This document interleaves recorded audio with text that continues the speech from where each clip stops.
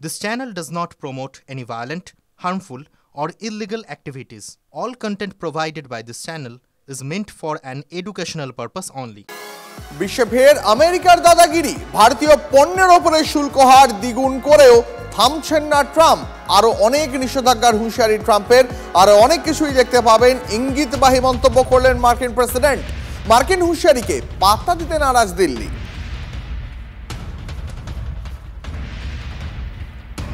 Said that there are other countries that are buying Russian oil. It's okay. Like China, for instance, It's buys okay. more. Yeah. Why are you singling India out for these additional sanctions? It's only been 8 hours, so let's see what happens over the next.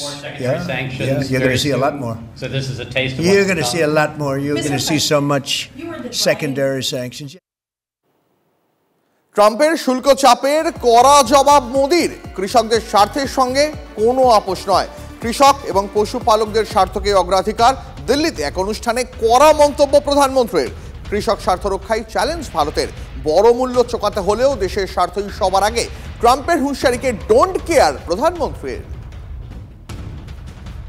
हमारे लिए अपने किसानों का हित सर्वोच्च प्राथमिकता है।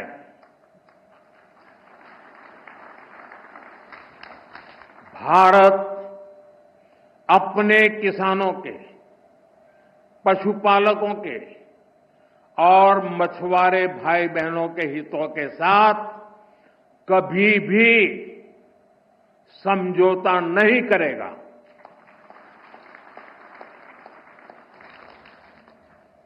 और मैं जानता हूं व्यक्तिगत रूप से मुझे बहुत बड़ी कीमत चुकानी पड़ेगी, लेकिन मैं इसके लिए तैयार हूं। मेरे देश के किसानों के लिए, मेरे देश के मछुआरों के लिए, मेरे देश के पशुपालकों के लिए आज भारत तैयार है। ভারতের ওপর শুল্ক চাপানোর দায় মোদির ওপরই চাপালেন অভিষেক। প্রধানমন্ত্রী নিজে ট্রাম্পের হয়ে প্রচার করেছেন, এমনকি ট্রাম্পকে বন্ধু বলে সম্বোধন করেছিলেন প্রধানমন্ত্রী। ট্রাম্প কেন বিপুল শুল্ক চাপালেন তার জবাবও প্রধানমন্ত্রীকেই দিতে হবে, মন্তব্য তৃণমূলের সর্বভারতীয় সাধারণ সম্পাদকের। ডোনাল্ড ট্রাম্পের হয়ে আপনি প্রচার করেছিলেন, বিজেপির নেতারা করেছিল, যোগ্য করেছে বিজেপির কর্মীরা। কি কারণে এত ক্ষমতা তাদের হলো হঠাৎ করে?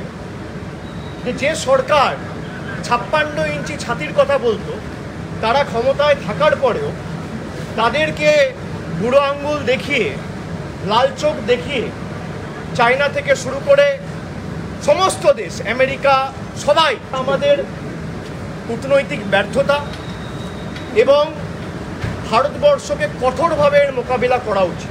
Someone who campaigned for Donald Trump will be in an ideal position and situation and far more apprised and will be able to answer with clarity that what made Mr. Donald Trump and the US government impose a 50% tariff on India. The onus is on him.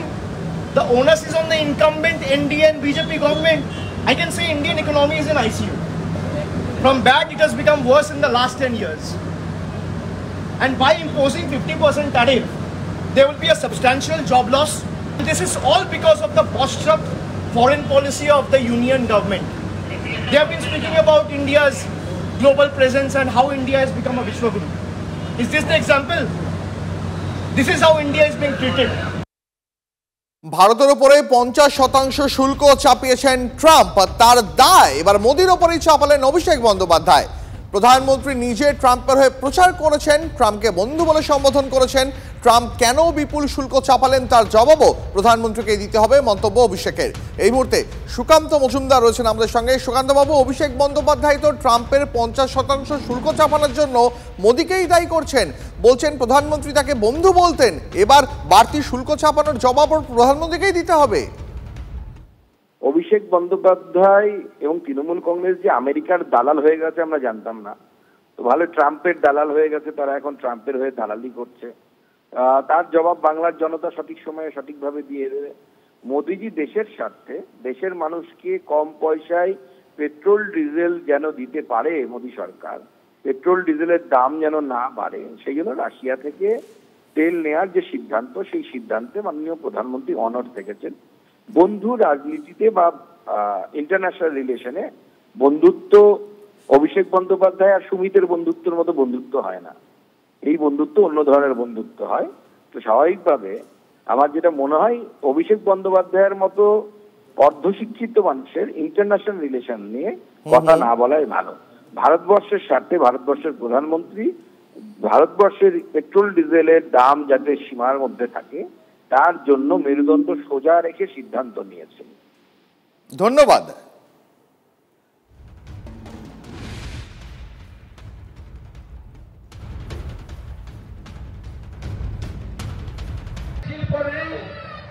কৃষক আলু চাষি খতম, ধান চাষি খতম, ৮,২০০ school বন্ধ, ৬,৮৮৮ শিল্প বন্ধ। ইনি কালকে ঝাড়গ্রামে যা করেছেন প্রাতঃস্মরণীয়। ঈশ্বরচন্দ্র বন্দ্যোপাধ্যায় বিদ্যাসাগরের অপমান ছাড়া অন্য কিছু না। আপনারা দেখেছেন ভিডিও, ওনার ঘরে একটা হলুদ রঙের উত্তরীয় ছিল, এই উত্তরীয় ছিল ওনার গলায়। উনি আত্মদানকে ওনার অভাব আছে, চুরির মালগুলো সব ভাইপোর কাছে পৌঁছে গেছে।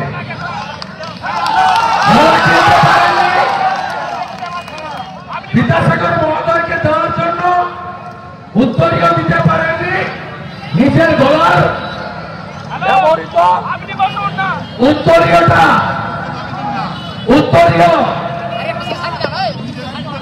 বিদ্যাসাগর মহোদয়কে পরিয়ে দিয়েছে, তাও পুলিশের হাত দিয়ে। শিক্ষক নিয়োগ দুর্নীতি তদন্তে ইডি দফতরে হাজিরা দিলেন রাজ্যের মন্ত্রী চন্দ্রনাথ সিনহা।